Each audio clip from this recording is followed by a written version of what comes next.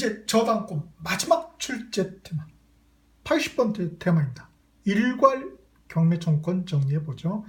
한 B급 정도 되죠. 가끔 잊어먹을 만할 때쯤 출제가 됩니다. 이번 30회 때도 상당히 출제 가능성이 높아요. 잊어먹을 만할 때쯤 됐거든요. 자, 일괄 경매 청구권의 핵심은 결국은 토지 저당권자에게 과연 경매 청구권이 건물까지 일괄해서 그럼 경매 청구권이 있는가 없는가, 그리고 우선 변제권, 건물의 경매 대가에 대해서 우선 변제권이 있는가 없는가, 그 권리의 행사 여부를 구별하는 것이 핵심이 되겠습니다.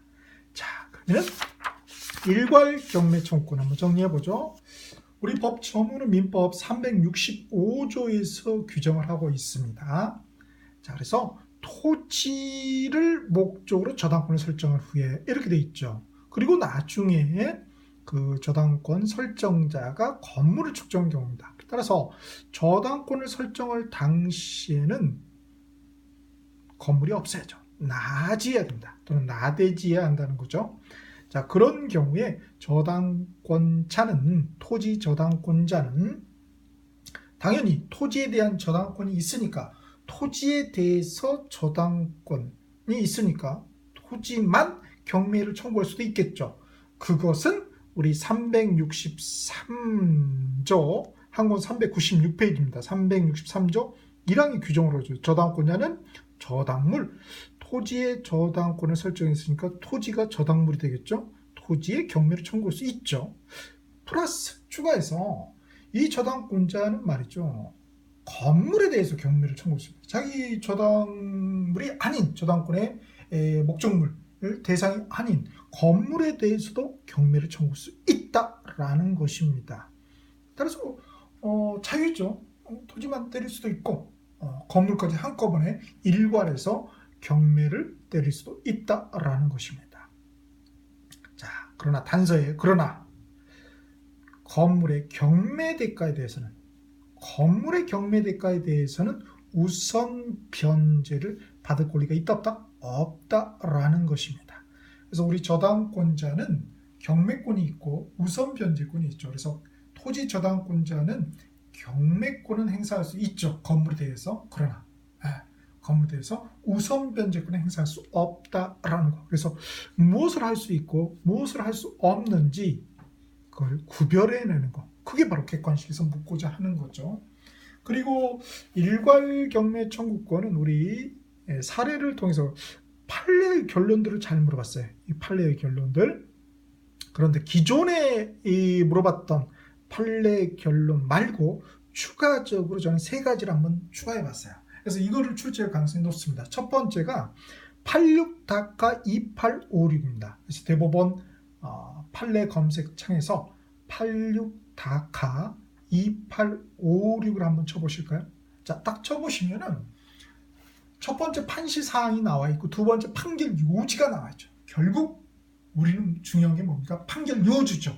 그래서 이 판결 요지에 결국은 판결의 결론, 긍정문이냐 부정문이냐, 그거 우리 객관식에서 구별하는 거, 그게 시험에 출제가 되는 거죠.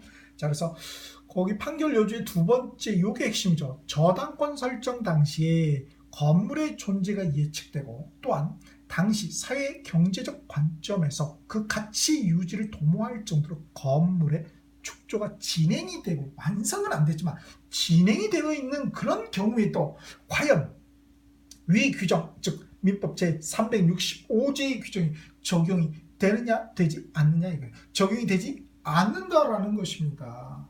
나지어야 된다라는 거잖아요. 그래서 규정이 과연 적용이 된다, 되지 않는다, 되지 않는다. 만약에 적용이 된다 하면 틀린 보기가 된다라는 것입니다. 그래서 적용되지 아니한다라는 거.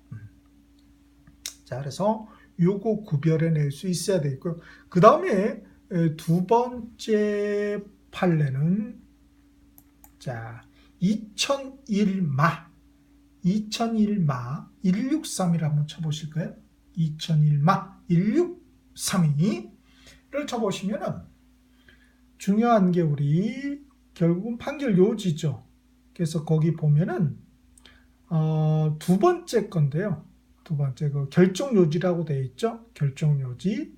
자, 그 중에 두 번째 거 보면 뭐라고 되어 있습니까? 토지의 저당권자가, 자, 그래서 일괄 경매 청구는 토지의 저당권자가 토지에 대해 경매를 신청한 후에도 그 토지상의 건물에 대해 토지에 관한 경매기일 공고 시까지는 일괄 경매를 추가로 신청할 수 있다 없다? 있다라는 것입니다. 이 경우 집행법원은, 경매를 집행하는 법원은 두 개의 경매 사건을 병합하여 일괄 경매 절차를 진행함이 상당하다라는 것이죠.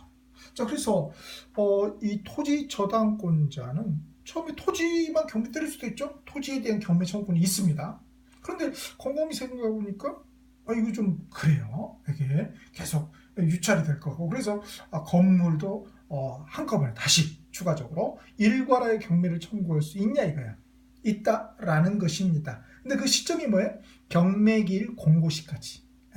자, 이러면은 이제 집행법은 뭐예요? 이 두 개를 뭉뚱그려 가지고 병합해서 이렇게 일괄 경매 절차를 진행해야 된다. 따로따로가 아니라 그런 내용을 담고 있죠. 그래서 여기서는 긍정문입니다. 그래서 일괄 경매 추가로 신청할 수 있다라는 거. 그다음 마지막 판례는 2011다 54587 54587을 한번 검색해 보시겠습니다. 자, 보시면은 여기서 판결 요지 첫 번째 게 중요하죠. 첫 번째 거 괄호 1 돼 있고, 첫 번째 판결 요지 첫 번째에서 세 번째 줄 끝에 보면은 민법 제 365조에 의해 일괄 매각이 이루어졌다면 일괄 매각 대금 중 토지의 안분할 매각 대금은 법정 지상권 등 이용 제한이 있는 예 없는 상태의 토지로 평가하여 산정하였다. 나지 전제의 어떤 그런 토지 평가가 이루어져야 한다라는 것입니다. 그래야지 토지의 저당권자에게 불치기 피해가 발생하지 않는 거죠. 처음에 토지 저당 딱 잡을 때 어떻게 됩니까? 나지였어. 나중에 건물이 됐어. 이거 그렇잖아요. 그래서 토지에 대한 이용 제한이 없는 상태의 토지로 평가하여 산정을 하여야 한다라는 것입니다. 자, 이렇게 해서 한번 일괄 경매 청구권 정리를 해 보았습니다. 자, 그래서 우리 저당권 파트의 중요한 테마들, 저당권, 근저당, 공동저당, 일괄 경매 청구권 한번 정리를 해 봤는데요. 그리고 또 연계에서도 쭉 우리가 한번 봤었죠. 자, 근데 비교할 게 있습니다. 그게 뭐냐면 가등기 담보권이라는 게 있어요. 저당권하고 비교할 그런 테마가 가등기 담보권. 그래서 우리 민사특별법에 가등기 담보 등에 관한 법률이 있죠. 줄여서 우리 가담법. 자, 그래서 505페이지 한 권 1차 505페이지를 한번 펴보실까요? 자, 거기서 한번 다루겠지만 우리 가등기 담보권하고 저당권 비교하는 게 있죠. 그래서 기본적으로 우리 저당권은 민법 법전 전에 형태 이름이 나와 있죠. 그래서 전형 담보 물권이다 이런 표현을 쓰죠. 그러나 가등기 담보권은 민법 법전에는 없어요. 그러니까 비전형, 안일비전에서 비전형 담보 물권이 되겠습니다. 그래서 이제 중요한 게 결국은 이 채권 회수 방법 있죠. 채권 회수 방법. 그래서 이 어떤 공통점하고 차이점을 구별하는 거. 이거 이제 우리 가담법에서 정리를 할 것입니다. 그래서 그거 딱 배우시면 저당권하고 또 한번 비교를 해야 되겠구나. 이게 나와야 되겠죠. 자, 이렇게 해서 우리가 저당권 파트를 정리했는데요. 기출을 통해서 다시 한번 습해 보겠습니다. 자, 보니까 저당권 파트는 너무 출제가 그렇죠. 잘된 파트죠. 단독 문제로도 너무 잘 나오고요. 그래서 역시나 출제가 될 것입니다. 자, 기출 392페이지를 한번 펴보실까요? 자, 392페이지. 자, 많이 나올 때는 무려 우리 13회 같은 경우는 무려 4문제가 저당권 파트에 출제가 됐죠. 굉장히 잘 나와 있다. 22회 때도 4문제. 역시 우리 29회 때도 무려 3문제나 출제를 했습니다. 그래서 기본 두세 문제는 이 저당권 파트에서 출제가 된다라는 거예요. 그래서 소유권 다음으로 중요한 테마가 되죠. 물권 파트에서. 자, 그러면 우리 30회 때는 뭐가 출제가 될 걸로 예상해 볼 수 있냐? 77번째 테마 저당권은 종합해서 낼 가능성이 있을 것 같고요. 그 다음 78번째 테마 근저당은 우리 경매하고 연계한 그런 사례 문제로 출제될 가능성이 있겠습니다. 그리고 79번째 테마 공동저당은 역시 종합해서 그리고 마지막 80번째 일괄 경매 청구권은 우리 사례 문제로